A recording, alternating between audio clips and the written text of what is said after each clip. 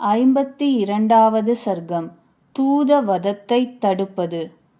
பிறர் கருத்தை உள்ளபடி விளம்ப வந்த அவருக்கு, அதாவது வானர சிரேஷ்டருக்கு, துராத்மாவான ராவணனால் கொலை தண்டனை ஆக்ஞாபிக்கப்பட்டதும் விபீஷணர் அதை சரியல்லவென்று எண்ணினார்.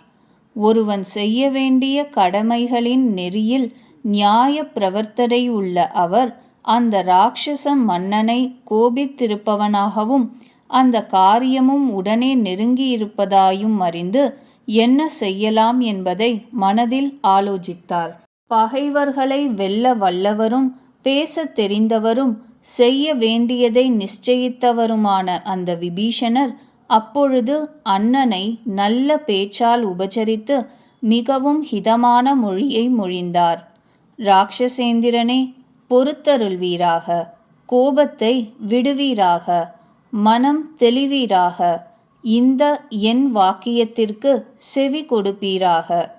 சம்பிரதாயங்களை அறிந்த பெரிய புவி சக்கரவர்த்திகள் தூது வந்தவனுக்கு மரண தண்டனையை விதிக்கிறதில்லை. வீரனே, இந்த குரங்குக்கு கொலை தண்டனை என்பது ராஜ தர்மத்திற்கு மாறாயும் லோக நடவடிக்கைக்கு பொருந்தாததாயும் உமக்குத் தகாததாயும் இருக்கிறது. நீர்தான் தர்மம் தெரிந்தவர், ஆச்சரண கிரமமுடையவர், ராஜ நீதியில் நிபுணர், சம்பிரதாயங்களை அறிந்தவர், உலகங்களின் இரகசியமெல்லாம் தெரிந்தவர். உம்மை போன்ற பண்டிதர்கள் கூட கோபத்தால் ஆக்கிரமிக்கப்படுவார்களானால் அப்பொழுது சாஸ்திரங்களின் நைபுண்ணியம் சம்பாதிப்பது முழுவதும் வீணான வருத்தம்தானே. எவராலும் எதிர்க்க கூடாதவரும் பகைவரை வதைக்க வல்லவருமான ராட்சச மன்னனே, ஆகையால் கோபசாந்தி அடைவீராக. யுத்தத்தை ஆராய்ந்து தூதனுக்கு தண்டனை விதிக்கப்படட்டும். ராட்சசேஸ்வரனான ராவணன் விபீஷணரது வச்சனத்தை கேட்டு மகத்தான கோபத்தால் மெய் மறந்தவனாய் மேல்வரும் பதில் மொழியை சொன்னான். பகைவர்களை அழிப்பவனே, துஷ்டர்களுக்கு விதிக்கும் கொலை தண்டனையில் அதர்மம் இல்லை.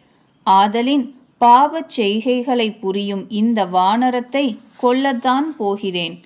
அதர்மத்திற்கு வேறாயும் வெகு தோஷங்களுக்கு இடமாயும் அயோக்கியர்களுக்கு ஏற்றதுமான வச்சனத்தை கேட்டு புத்திமான்களுக்குள் உத்தமரான விபீஷணர் பரமார்த்த சாரமாகிய தர்ம நியமத்தை கூறினார்.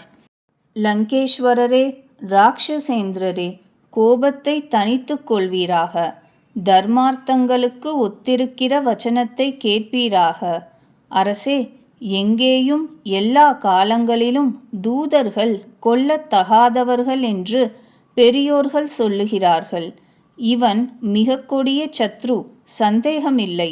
இவனால் அளவிடக்கூடாத அனிஷ்டம் உண்டாக்கப்பட்டது. தூதனுக்கு பல தண்டனைகள் விதிக்கப்பட்டிருக்கின்றன. சத்புருஷர்கள் தூதனை கொலை செய்யலாம் என்பதை மாத்திரம் எங்கும் எடுத்துரைக்கவில்லை.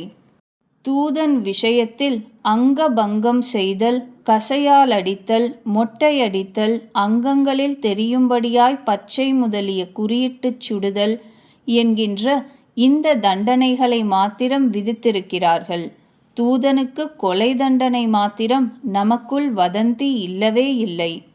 தர்மார்த்தங்களின் திருந்திய புத்தியுடையவரும் சம்பிரதாய பிரயோகங்களில் நன்கு தேறியவருமான தங்களை போன்றவர் கோபத்தின் வசத்தில் எப்படித்தான் இருக்கலாம்? நீதி வழுவாதவர்களென்றால் கோபத்தை அடக்குகின்றார்கள் அல்லவா? ஹே வீரரே, உமக்கு இணையானவர் ஒருவராவது தர்மங்களை எடுத்துரைப்பதில் இல்லை, லோக விவகாரத்திலும் இல்லை, சாஸ்திரங்களின் நுட்பங்களை ஆராய்ந்தெடுக்கும் விஷயங்களிலும் இல்லை. சகலமான தேவாசுரர்களிலும் நீர் ஒருவரே உத்தமரானவர். அன்றியும் இந்த குரங்கின் கொலையில் ஒரு குணத்தையாவது நான் காணவில்லை. இந்த வானரம் எவர்களால் ஏவி அனுப்பப்பட்டதோ அவர்களிடத்தில் இந்த தண்டனை விதிக்கப்பட வேண்டும். இவன் சாதுவாயிருந்தாலும் சரி, கெட்டவனாயிருந்தாலும் சரி, அந்நியர்களால் அனுப்பப்பட்டு பிறரது செய்தியை சொல்லுகிற பராதீனப்பட்ட தூதன். இப்படி இருப்பதால் கொலை தண்டனைக்கு ஏற்றவன் அல்லன். சத்ருக்களின் கோட்டைகளை வெல்லுகின்ற வேந்தனே, இவன் கொலையுண்டழிந்தால் சமுத்திரத்தின் தூரத்திலிருக்கும் இந்த கரைக்கு புதிதாய் எவன் வருவான்? வானத்தில் சஞ்சரிக்கக்கூடிய வேறொருவனையும் நான் காணவில்லை. ஆகையால் இவனுடைய கொலையில் பிரயத்னம் செய்ய வேண்டாம். நீர் இந்திரன் உள்ளிட்ட தேவர்களிடத்தில் சுறுசுறுப்பை காட்ட வேண்டியது. யுத்தத்திற்கு ஆசைப்பட்டவரே, இவன் அழிந்துவிட்டால் துஷ்டர்களும் வெகு தூரத்தில் இருக்கின்றவர்களுமான அவ்விரண்டு மானிட மன்னனின் புத்திரர்களை போர் புரிய எவன் தூண்டி அனுப்புவானோ அப்படிப்பட்ட வேறொரு தூதன் ஒருவனை யாவது நான் அறிந்தேன் இல்லேன். வானர படையில் சிறந்த இவன் கொல்லப்படும் விஷயத்தில் சர்வவித பழியை பெரியோர்கள் பேசுவார்கள்.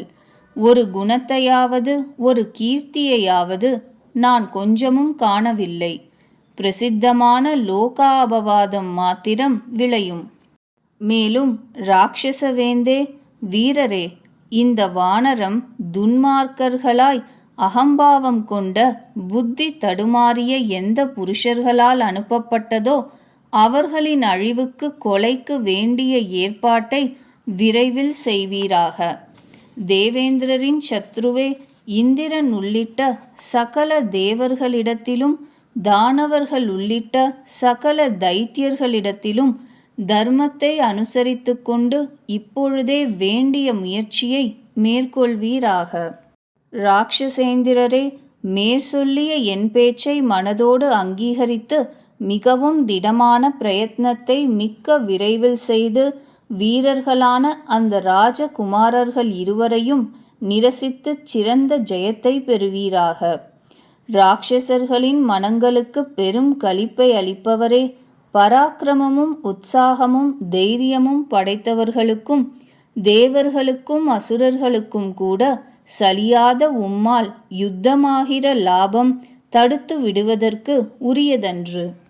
உமது சந்நிதியில் ஹிதம் செய்பவர்களாயும் சூரர்களாயும் நன்மையை நாடுகிறவர்களாயும் உத்தமமான குலங்களில் உதித்தவர்களாயும் உற்சாகம் கொண்டவர்களாயும் ஆயுதம் பிடித்தவர்களில் உத்தமர்களுமாய் நல்ல புருத்தியர்களுமான யுத்த வீரர்கள் கோடிக்கணக்காய் இருக்கிறார்கள். ஆதலின் அவ்விரண்டு ராஜகுமாரர்களை சண்டையில் நிக்கிரகித்து சத்ருக்களிடத்தில் உமது பிரபாவத்தை நிலைநாட்டுவதற்கு சேனையின் ஒரு பகுதியோடு சிலர் உமது ஆக்ஞையை முடிப்பவர்களாய் இப்பொழுதே புறப்பட்டு போகட்டும். மகாபலிஷ்டனும் இராட்சச ராஜர்களுக்குத் தலைவனும் தேவலோகத்திற்கு பகைவனுமான அரக்கர்களின் மன்னன் தம்பியான விபீஷணரின் உத்தமமான வாக்கியத்தை ஒப்ப வேண்டியதாய் மனதில் பற்றினான். இது குரங்கு உருவம் எடுத்துக்கொண்டதாய் எனது நாசத்திற்காக விஷ்ணுவின் சக்தியேதான். இதில் சம்சயமில்லை. வீரனாகும் குரங்காகிய இது தேவர்களுக்கு தேவரான இந்த விஷ்ணுவின் எல்லாவற்றிற்கும் மேலானதும் சகிக்க முடியாததும் சகல உலகங்களுக்கும் மூல காரணமாக நிற்பதும் பரஞ்சோதி என்பது எதுவோ அந்த பரஞ்சோதிதான் இதுவோ பரபிரம்மமேயோ என்னமோ என்றும் இப்படியாய் பலவிதமாய் வானரரை பற்றி இராட்சசாதிபன் திரும்பி திரும்பி எண்ணி மிக ஆத்திரத்துடன் இருந்தான். மகாத்மாவான இராட்சசாதிபன் உண்டான கோபத்தை மனத்தில் அடக்கிக் கொண்டு ஆயுதம் தரித்தவர்களின் உத்தமரான விபீஷணரையும் விபீஷணரால் சொல்லப்பட்ட வச்சனத்தையும் கௌரவித்துப் பேசினான். 52வது சர்க்கம் முற்றிற்று.